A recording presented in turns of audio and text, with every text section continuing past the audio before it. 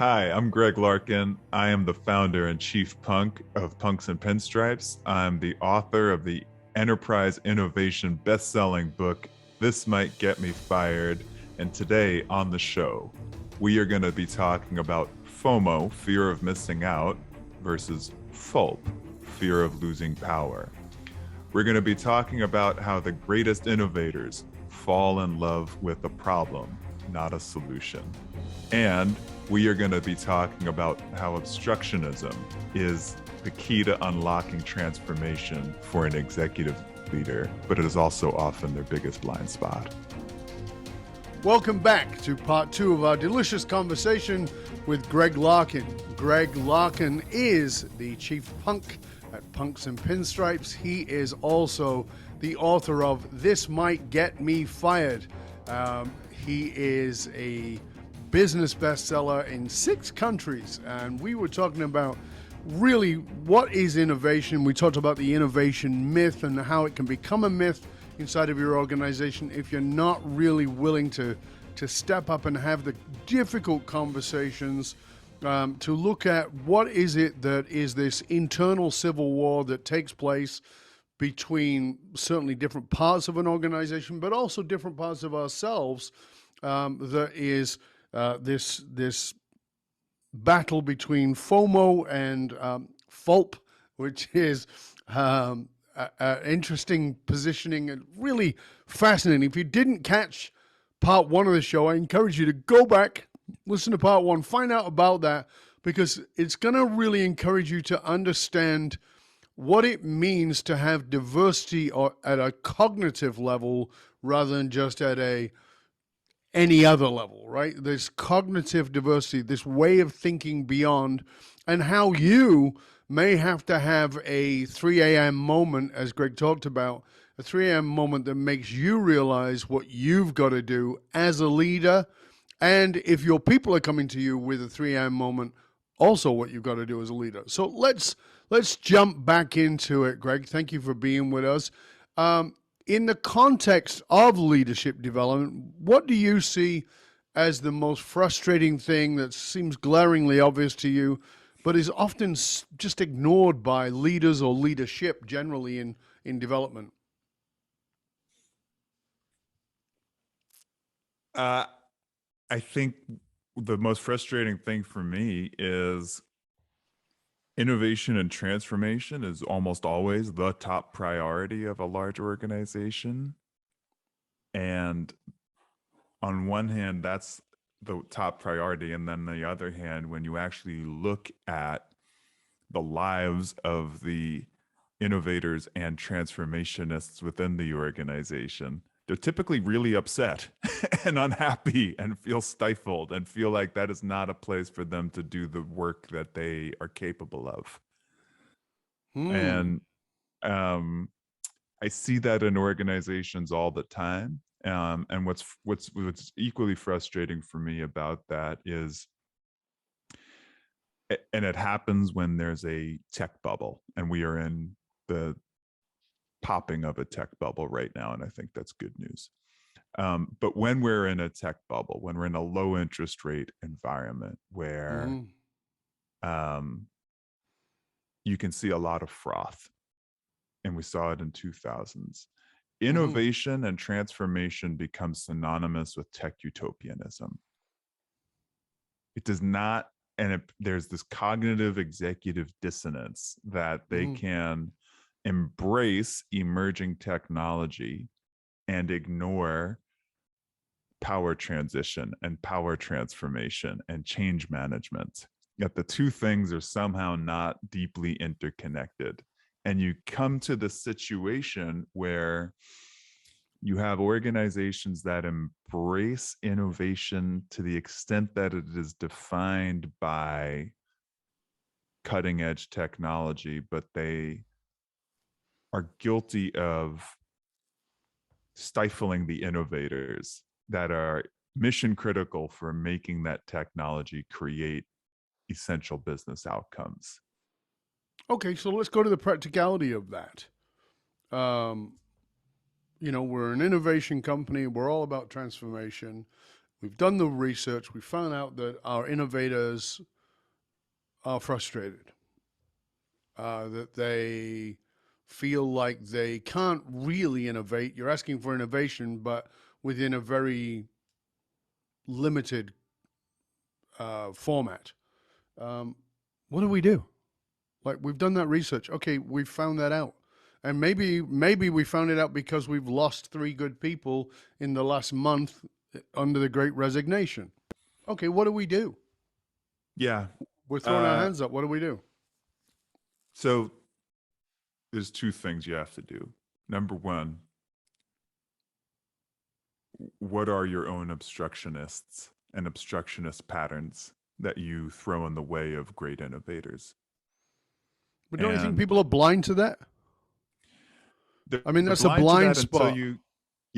So that's what you have to make it visible.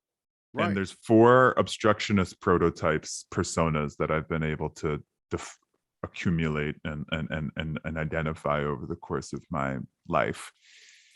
One is the skeptic. Mm-hmm. I'm not sure that idea is a good one. I don't think it is, which is reasonable. You need that to a certain extent. But and for every one of these obstructionists, there's a opposite action that neutralizes them.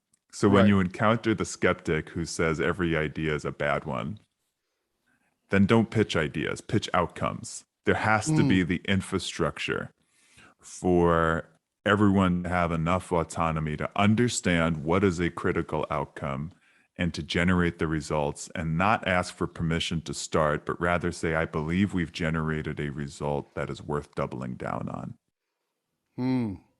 The minute you're pitching ideas in a PowerPoint deck is the minute you're letting the skeptics constantly win. Very good. Obstructionist number 2 is the cops. The compliance cops, the brand cops, the tech architecture cops, the legal cops. Every organization has its cops. Every organization needs its cops. It is a horrible thing to get dragged in front of a congressional committee. Sure. But one of the things that starts to happen is an excessive level of risk aversion. And one of the other things that happens is, as great innovators create great outcomes, they do it in isolation of the cops. They do it in a quarantine with the cops. And then at the very end, just when you're starting to generate the results, you call up headquarters and you're like, hey, by the way, we're ready to go live in 68 different markets tomorrow. Can you just say yes? And the cops will, not only will they say no, they're going to say hell no. And then when they hang up the phone, they're going to give each other a high five because they stopped you from scoring a goal. Which is why you have to enlist the cops as co-creators very early on. Okay. Get them into the room to establish what the constraints are at the very beginning, and don't let them leave. Keep them building the thing with you. Right. Because they start to get skin in the game. They start to get excited about this thing getting launched. It shifts the psychology. Right. The next obstructionist persona is the traditionalist. I recognize that you have generated great outcomes. I recognize that it is compliant, that we're not going to get into trouble, but it's just not the way we do things around here. Ubiquitous. I've never encountered an organization without that. And I've never encountered an organization where that is not the norm of executive leadership. Yeah, this is how we do things around here mentality, right? Yes. And well, that's nice, and you had a lot of success with that in 1970. But 1970 was more than 50 years ago, and you've not really made any big jumps since then. That's the punk response to it, but you're talking about a response to it that's much more eloquent. You can never respond like a punk to that. No, ever. The only and the punk first mover cannot also be their own first follower. right. Meaning you have to have an executive evangelist who has a sense of existential angst about the urgency of change, who absolutely is going to be held accountable, who's terrified that their legacy will be the organization's demise rather than its ascent. Mm-hmm. And it's essential that you, as the innovator, enlist that executive evangelist to take the traditionalist out for a game of golf. Go for a walk with them and say something like, look, we go back. I like to believe that I have points in the karma bank account, and I'm asking for you to please do a favor here. Mm-hmm. Because I feel, which is, I don't need you to be a supporter like I am of this project or this product, but I need you to not get in the way. Mm. I'd like to have you as a supporter, but I don't ask you to do that until it's proven that it can do what I think it can do. Right. But you have to let it breathe. Mm-hmm. You have to. And if you can't, I'm just terrified that the outcomes we've already been able to generate on a small scale will be replicated by somebody else, and that becomes done to us rather than by us. Mm. And if I'm wrong, then I'm wrong. But Mm-hmm. I'm just asking you to please, I'm calling in that favor to the extent that I'm able to. Right. That's the talk. Yeah. The rookie punk entrepreneur move is to say, listen, asshole, you haven't created a great thing since the Reagan administration. Stop. Yeah. And that will only get more traditionalists to oppose you. Yeah, of course. Yeah. And then the final level, the final obstructionist persona is the territorialist. Okay. Tell us about Which that. is, no, you can't speak to my client. That is my client. I don't give a shit if the product's working. I don't give a shit if you've had some traditionalists who have become supporters. I don't care if it's compliant. I'm not letting you speak to my client. I own that account. I own that region. I own that supplier relationship. I own that startup relationship. Mm-hmm. That's the territorialist. That's one of the hardest and most ubiquitous obstructionists to overcome. And in my view, which is why you should never try to overcome them. Mm. And I'll explain what I mean. Yes. Hey, I'm not going to ask you to change your mind. Sorry, I asked. And you then have the biggest fucking coming out party of your organization's life with this product, this offering. And at the very last minute, you say to the territorialist, you know, I think it would be, you know, I know you mentioned that you didn't want this to happen and you didn't want us to speak to your client, but we have like some incredible, it's going great. And we would be remiss if we just didn't extend an invite to you. And I would hate for your client to hear about this happening. Like, and then find out that their name wasn't on the list. So we're holding a space for you if you want to take it. There's a subtle insinuation, which is everyone's moving ahead but you. Right. Because you're so concerned about self-preservation that you're willing to do things that are destructive for your client, destructive for your territory, destructive for your fiefdom. And ultimately, in most cases, we're a publicly traded institution. If investors get wind of the fact that you are managing our biggest account in a suboptimal manner, you're going to have some difficult conversations with the board and with investors. Mm-hmm. You never say that. You know that. You prove that to be true, but you never say it. And you simply say, look, your resistance seems totally grounded in you being a great expert. We'll just move on. Sorry we asked. And then you generate the results and you invite them back in as like, hey, I know you said you didn't want this to make progress, but we're saving you a seat in case you've changed your mind. Mm. You can't fight it. You can't, again, it's not, you can't confront it in the way that you might want to. And so I think once you kind of identify those obstructionist personas, what starts to happen is that on a quarterly, monthly, daily, weekly, the way executives run a business, we're like, let's look at the portfolio of everything going on in this organization and see where we're red, yellow, and green. Mm-hmm. What starts to happen is when you're red and when you're yellow, it's like, let's just real quick, is the reason those things are red or yellow because of a territorialist or a traditionalist or a cop or a skeptic? Mm-hmm. Or is it just because of like market or technological invalidation? Like that happens. That's part of course. Yeah, of life. That's the reality of it. Yeah. That's the reality of it.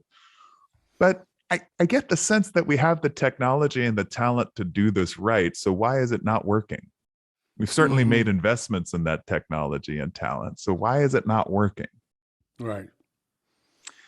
And when you're willing to do that and integrate that into the way business gets done and to the way that optimization happens,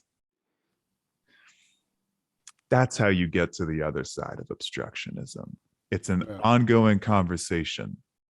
And it's not that you root it out. It's, we're not leaving this room until we talk about this. And there's a few rules of thumb, which is one of them is that silence is violence.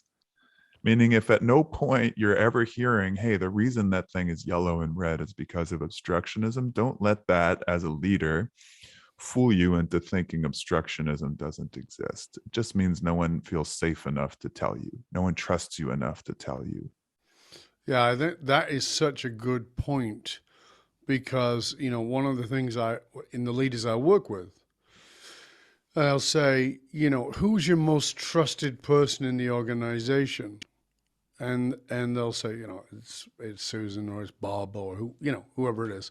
And I say, how much truth at a percentage level are you going to get from that person? And they go, oh, this person is entirely truthful with me, very honest with me. This is why I really trust them. And I go, that's great. Are you in any way influencing their income? And they go, what do you mean? Do you in any way have impact on how much money they will make or whether they will make money? And you go, well, yeah, I guess, of course. And I go, then you're not getting the truth. Because it's a survival mechanism inside human beings.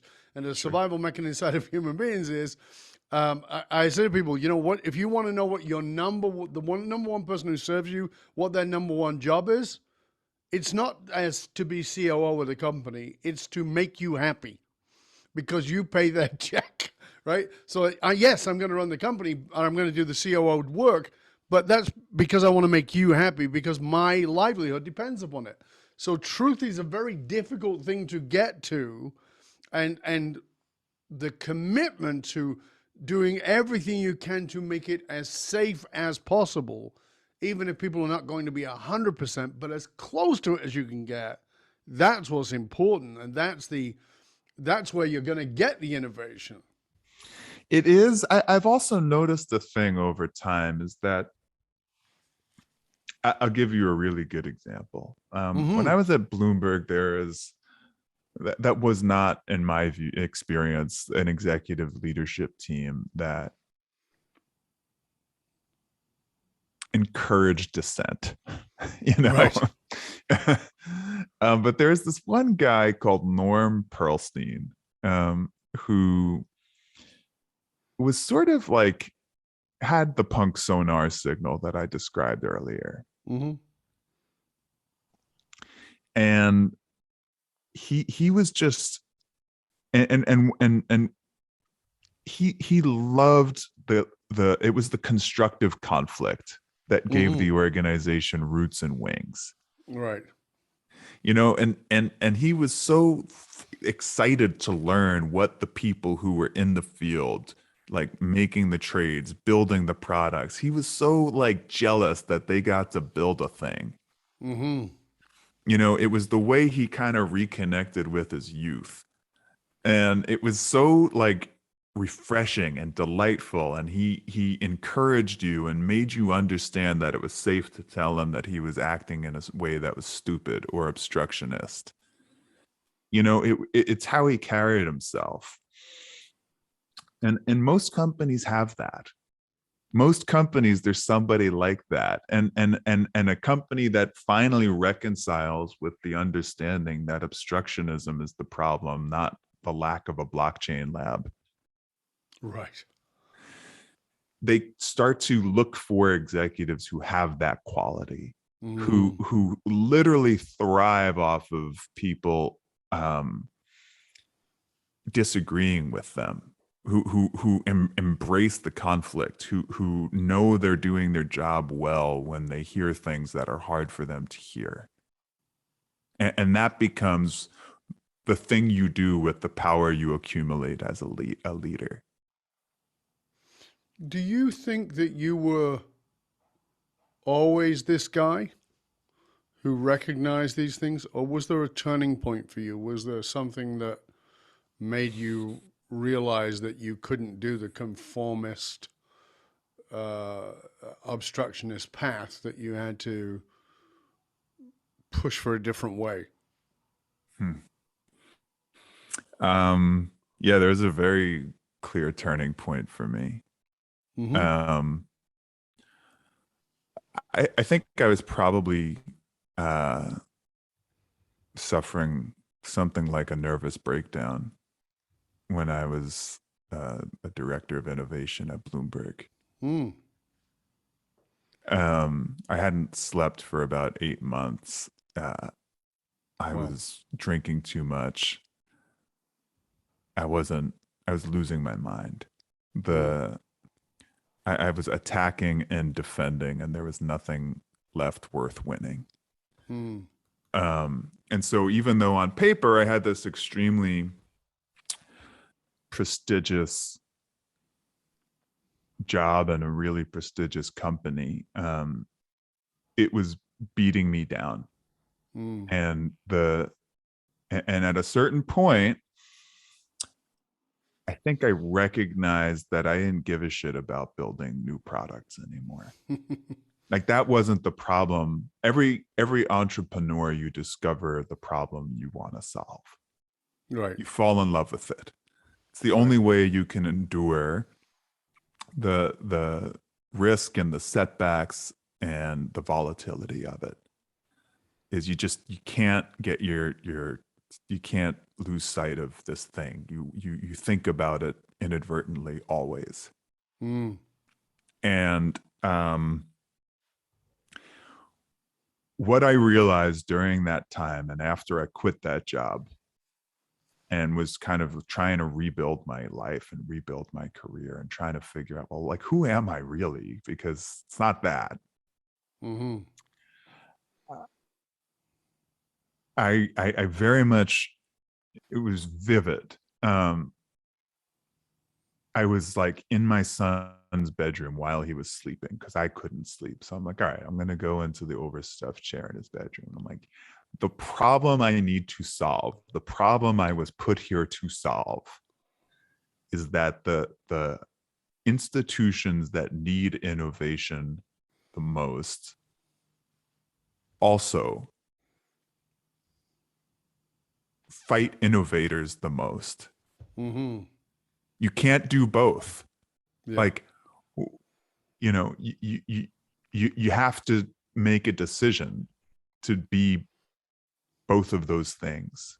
We innovate by embracing innovators. And by definition, by removing the obstructionists and obstructionisms that prevent them from doing great things in an organization like this. And if you don't make that as a willful top priority decision, there's going to be a lot of people who experience what I experienced during that time of my life. There's a lot of people. In fact, I would say that every day in every Fortune 500 company, Dove, there's a great entrepreneur who's having that exact same 3 a.m. sleepless moment. Yeah. And you can think about that on one level, like, what a goddamn shame. You can also think about that like, holy shit, you mean to tell me that in every Fortune 500 company, there's an incredible entrepreneur who's capable of catalyzing an unbelievable new lease on life for a company that is otherwise going to go into decline?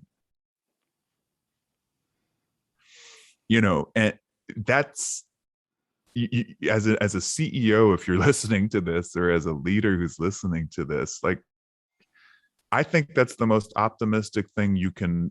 That's the secret superpower of innovation and optimism, is not that innovators do great here. It's that, holy shit, every single night, every day, someone is coming to work in this organization who had that 3 a.m. moment. And I might be the person they bump into the next morning.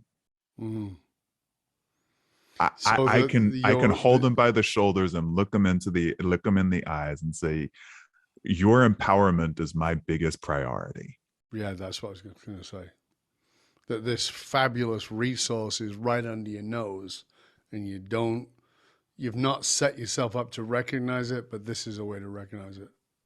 That's fantastic. I've loved our conversation, Greg. Thank you very much for all that you've shared, for all the powerful insights you've given us. As we finish, I want to make sure that people know again where they can find you and find out the resources, the name of your book, and how they can get a hold of that, all those kinds of things. If you wouldn't mind, please tell everybody where they can find out more about you, about the book, and about the resources. Sure. punksandpinstripes.com is my executive network's website. This is greglarkin.com is my website. I'm on LinkedIn at Greg Larkin, Chief Punk of Punks and Pinstripes. And my book is This Might Get Me Fired. It is available everywhere that books are sold. I'm giving a bunch of talks, mostly executive keynotes for executive retreats for large corporations. But a few of them are going to be at like conferences that people can come and hang out and see me. So check out for my speaking engagements. Wonderful. And again, I encourage you to read the book. Greg's way of looking at innovation is dramatically different than almost anything I've come across before, and I really encourage you to go look at it.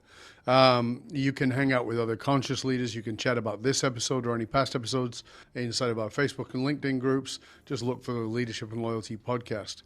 Remember that those who control meaning, the meaning for a tribe, also control the movement of that tribe. Business and political leaders who are committed to positively shaping the landscape know that they must tap into what drives human behavior. You can tap into the groundbreaking understanding of how to apply the anatomy of meaning that is extracted from the emotional source code of individuals, organizations, and even nations to build behavioral profiles, deception, dissection, criminal profiling, persuasion, and influence technology. I'm Dov Barron, and I show businesses, teams, and leaders how to harness their emotional source code to move their tribe, because unified actualized meaning is the one single monolithic difference between mediocrity and greatness for individuals and for companies. And I want to thank you for sharing this show with everybody you know. Till next time, stay curious, my friends. Stay curious about whether you are the obstructionist or whether you are leading an obstructionist environment, and what you can do about that, how you can change that. Because as Greg told you, maybe the greatest resource you have for innovation is right under your nose. It's the person who's waking up at 3 a.m. and thinking, this is not the place for me, might be the perfect person for you to get behind. I'm Dov Barron. I'm here to assist you tapping into your deepest meaning to reach that next level of clarity, focus, purpose, and profit in your business, your life, and your leadership impact and I am out.